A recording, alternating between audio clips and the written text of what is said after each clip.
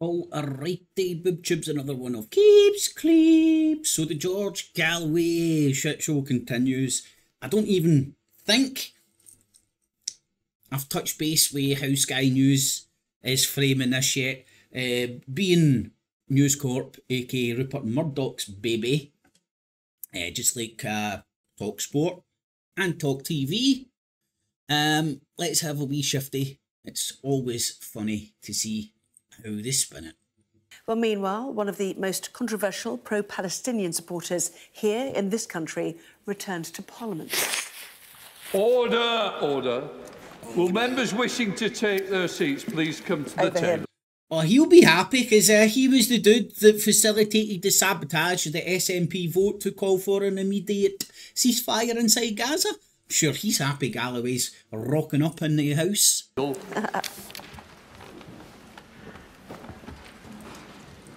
George Galloway was greeted by silence from fellow MPs as he was sworn in, following his victory, of course, in last week's Rochdale by-election. Greeted by silence. I can't remember watching one of these before, so is that not the usual decorum? I don't know. Usually they're like, woo, yeah, with their football rattles out. And their scarves. Woo, doing the bouncy and all that. He spoke outside Parliament afterwards and was criticised for comparing Israel's military campaign in Gaza to the Holocaust. If the by-election had been in February of 1940 or 41, would anyone seriously have condemned me for putting the crimes of the Holocaust at the centre of my election campaign? Is he comparing? I've not heard anything yet, and if he did say this, they would be all over it. This is the spin. He's not said anything about Israel's campaign. He's equating with, he's calling out the crimes of the Holocaust, so what's wrong with me calling out the crimes which the vast majority of the international community agree with is what's happening, and 76% of the UK public want an immediate ceasefire because of the crimes that the Israeli army's committing inside Gaza. Actually, in some papers, they would, because some of the papers were supporting the black shirts. Hurrah for the black shirts, screamed the Daily Mail in the run-up to the Second World War. Some of them would, but most would not, I hope. And yet, the same Fourth Estate seemed or pretended, he's talking about the press, the Fourth Estate, to find it inexplicable that I would put a genocide in Gaza in front of the voters in a by-election in 2024. Okay, where was he comparing the Holocaust to Israel's genocide? I mean, that terminology has went through the fucking international, the UN's International Criminal Court. I think that's what it's called. Fuck, I forget the abbreviation now, man. But you know what I'm talking about. A lot of people would have seen a lot of the stuff coming out from South Africa and a lot of other players calling it a genocide. Yeah, I'm quite comfortable with ethnic cleansing, man. I mean, that's what's happened in that area of land since the signing of the Balfour Declaration and the constant killing of Arabs who don't support the state of Israel in that area of the world. And then when they did kill enough, they went, oh, let's have an election. We've killed enough now. So we can have an election and call ourselves the only democracy in the Middle East. Because you've killed all the Arabs who stayed there. To take a look at the coverage of George Galloway's return in the papers, The Times reporting on Mr Galloway's claims that Israel's actions are like the Holocaust, less than an...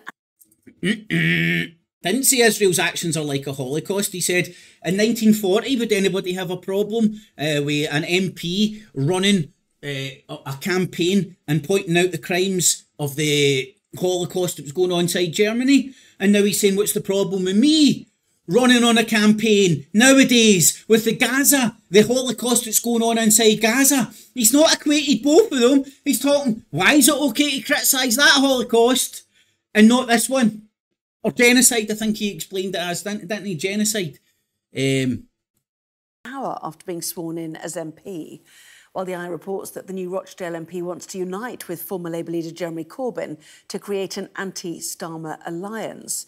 And The Sun says George rants, "I'll end Rayner reign," after he vowed to turf the Deputy Labour leader out of Parliament. Come on, George, keep the bit of totty in, man. Well, let's pick up on that, first of all, shall we? He's after Labour seats where there are high Muslim populations. He named a number, Rochdale obviously the first, Burnley, Oldham, etc. Divide, divide, divide and conquer. Should Labour be worried, do you think, about this movement that he wants to generate? I don't think so. I think for two reasons. Obviously, Labour have been having difficulties over their Gaza position for a few months now, and it hasn't really taken an impact in the polls, bar, obviously, the by-election in Rochdale, very peculiar circumstances, but also the fact that, obviously, George Galloway sees electoral mileage in keeping Gaza at the top of his agenda, and he obviously used... Keeping Gaza at the top of his agenda? Gaza and shit, the shit show that's in the Middle East, across the Western entities, has always been top of his agenda. Agree, disagree, but to try and say that he's just like, oh, all of a sudden he's just using Gaza. He's always fucking been, Gaza's always been top of his priorities. That to his strength in Rochdale. However, he is clearly an exceptional orator, whatever you think about him, with a massive presence on social media, and he commands a lot of media attention as well. And I don't think that if he sends people from his Workers' Party to other seats around the country, they're going to have nearly as much sway. Guys, everywhere on social media says the Sky News doing a fucking live stream. We've got 8,000 plus fucking people watching it. I doubt George Galloway would get those sort of figures if he'd done a live stream. Maybe I'm wrong. Does George Galloway even have a YouTube? I'm not even sure. And presence as George Galloway does, especially in the heat of a general election where there's not just constant focus on one constituency, but 650 seats around the country. I don't think that they're going to be able to land the same blows as he managed to do. And yet let's see what happens. Watch this space. Watch this motherfucking space. People are sick of what the fucking is going on in Gaza, and we've just witnessed our Parliament ain't going to say shit about it. And if our Parliament dares to say shit about it, you get the Speaker and Sir Starmer colluding to usurp our Parliament because of a fucking policy for a foreign country. It will focus the mind for Sir Keir Starmer, who's been wrestling on how to, tackle this temporary cessation of violence versus ceasefire and so on. The language has been very important. But what about those comments and the toxicity? The language is very important, so why didn't you cover the fucking language, the difference between the SNP's fucking motion and the Labour motion, which usurped it and fucking kicked the SNP motion out? Why don't you go and look at the language of that? I did. I fucking did. And not one talking head on the mainstream media has even went into it. Fucking the so-called fucking independent media, whatever they want to call them, pathetic fucking selves, haven't they mentioned the word in it? They can't even bother fucking looking at it. That he brings to Parliament of already relating what's happening in Gaza to the Holocaust on day one. It was very striking. I mean, there are lots of MPs in Parliament that are pro-Palestine. So what happened during the Holocaust? It was a genocide, wasn't it? It wasn't just the Jews that were getting fucking rounded up and slaughtered and whatnot. It was a genocide. What's the difference between a genocide and a Holocaust? I'm asking a genuine question, I don't know.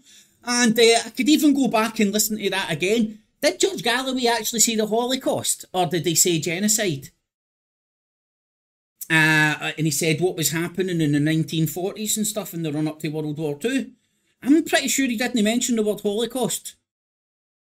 But anyway, as everything, pedos, the word pedo, nonce, means fuck all anymore because of the internets. Same with all this fucking anti-Semite, fucking Islamophobia and all that. We've all been drowned and watered down to the extent where those labels mean very little anymore.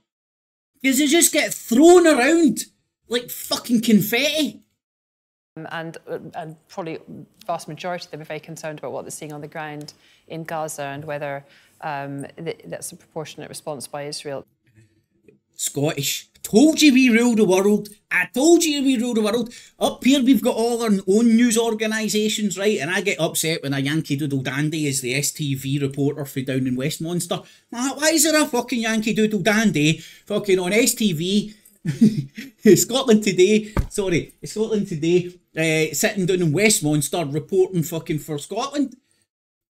A wee bit patriotism there. I want all my fucking Scotland Today people being fucking with the Scottish accent, otherwise I'm like, this isn't Scottish news. But then when you bounce down to all the London-based press and all that as well, man, for such a small country, we're very highly represented in these fucking fields, man. At this point, people are, really every third or fourth analyst is Scottish. Every third or fourth presenter is fucking Scottish. Maybe I'm exaggerating a wee bit, right? Well, I'm Scottish myself, so I might actually put a wee bit of glitter on the jobby, you know. Saddened and angry about what's going on in Gaza, but there's a difference between that and being so overtly anti-Israel as Galloway is, and even beyond. Choose your words wisely. Because these are better than GB News and Talk TV, man. They don't have like fucking mindless goons on, right? A wee bit more sophisticated than those other two channels. So they might think, I don't want a fucking lawsuit, so let's not call him anti-Semitic. Because if he gets wind of it, he's going to sue the ass off you. Because he'll take it to court with the dough that he's got, and you can't fucking find an anti-Semitic word ever out of that guy's mouth. Beyond that, making comparisons between what's happening in Gaza with the Holocaust and with Nazi Germany, which is so offensive to so many Jewish people, of course, 6 million. Well, what's offensive to most people in the fucking world is you can't call a spade a fucking spade when a spade is a fucking spade. And that would be what's happening in Gaza, for most people, is getting classed as a genocide. I mean, like world leaders, presidents, prime ministers. Jews were massacred during the Holocaust. But I suspect... So it was only Jews that were massacred during the Holocaust. Is that the difference between a Holocaust and a genocide? Holocaust, Jewish, Pacific. Genocide, kill any cunt. All the fucking disabled, all the mentally ill, all the Masons, all the Jippos. Fuck them. Nazis just they didn't only fucking rounded up Jews and murdered them, no anybody else. This is, we're going to have to get used to this from Galloway. This is his stock in trade. This is how he does business. And, we could well see him. Some would say he's representing the people of the fucking country, not doing business, but I suppose that's a perspective then. Using parliamentary privilege to come out with remarks that you wouldn't necessarily. But how do the MPs counter it, or do they not? I mean, do they? Yeah, imagine going into Parliament and using your parliamentary privilege, freedom of speech, without fucking repercussions of getting sued and shit. Of actually speaking about what 76% of the population of the UK want. Imagine mother of all parliaments, freedom, of speech, y'all. Do they stay silent as they were? If you look at the the inside pages of the Times, the silence is deafening as Rochdale's one-man band revels in his disreputedly sworn in. Silence is that how people will handle it? They're struggling. I don't think there's an agreed campaign or agreed strategy yet. I mean, I think people will let him say what he needs to say and. Oh, thank you very much, the murderer of all parliaments. Hi, George Galloway, you're democratically elected, you've got a seat in MP, and people might actually let you say what you want to say. Imagine that, man. Oh, wow, fucking hell, I'm going to go and fucking put fucking the lottery on. Obviously, the Speaker and his deputies will regard him as a, MP on a par with any others in terms of giving him the opportunities to speak. But, I thought it was very striking that he came outside of Parliament today to give this press conference rather than, he hasn't yet had an opportunity to make a speech in the Commons. I'm sure that will come later this week. But he is, he's on... Probably tomorrow. PMQs will be a good the June. front foot, and he wants Tune to in take tomorrow. the fight to particularly Keir Starmer and Labour because he sees a bruise and he wants to punch it. And I think, as Jack said... Yeah, George Galloway sees a fucking bruise. I've always pictured George Galloway like a Tommy Robinson under that fucking stupid hat, you know, walking like to punch every cunt's lights in and all that. Well, according to fucking Sky News. It's unlikely. I mean, the Workers' Party is not as organised, as well funded well, at all as any of the other parties. And indeed, I think individual candidates would have to fund their own campaigns. Is she suggesting that British politicians are bought and paid for and only have an ability to actually get elected to represent the people if they have enough money? And all these motherfuckers are quite happy to talk about a two-tier policing system, What about a two-tier fucking political system where you need to have bags of cash to even compete? And it's called the House of Commoners! The House of Commons! Fuck's sake, but no, you need gold bars to fucking end up in that gaff. You know, whether he manages to hang on to Rochdale next time round, I think when there's a Labour candidate running against him, when it's a national general election campaign and people are concerned about issues like the economy and the NHS and so on, then you know, I think he's going to have a harder task. He might be able to pick up some thousands of votes in other constituencies, and I guess there could be a couple where the Tories then come through the middle in some of those seats, but I don't think he's a major threat to Keir Starmer. That must be his The polling suggests that despite his handling of Gaza, Starmer's handling of the Gaza situation, it hasn't impacted electorally yet beyond this specific incident. Is he nearly 80 or 70 or something and he's pumping that? that? Comments on the start of Celebrity Big Brother, because we all remember the cat, don't we? When's a speech not a speech? When George Galloway says it, it's no speech, it's a fucking rant. No doubt we'll come on to Celebrity Big Brother a bit later on a different matter. Anyway, lots more stuff to come, and also a full run-through of tomorrow's front pages discussing... Right, there you go. There's Rupert Murdoch and Sky News' little hit piece on Gorgeous George. So, the only thing they've got to go on is, oh, Jewish people are upset because he's compared one genocide to another one. The only difference is fucking the religion, the religions of the people who are getting genocided. It's the only difference. But a genocide is a genocide is a genocide is a genocide when fucking human beings are getting slaughtered in the thousands. 30,000 indeed now. But that's for Hamas, you can't believe that. And 70,000 fucking injured or maimed or whatever. You know? Over 100,000 people. That's a small town just getting bulldozed, man. Yeah. Anyway, this is how they do it. That's how Rupert Murdoch does it. Get it? Got it. Good. Cat cheese. No cats or cheese. Maybe only Rupert's feelings were hurt in the filming. Clips. And remember, citizens, always subscribe. Hit the notification bell as well. And $19.95 plus shipping and handling will keep you out of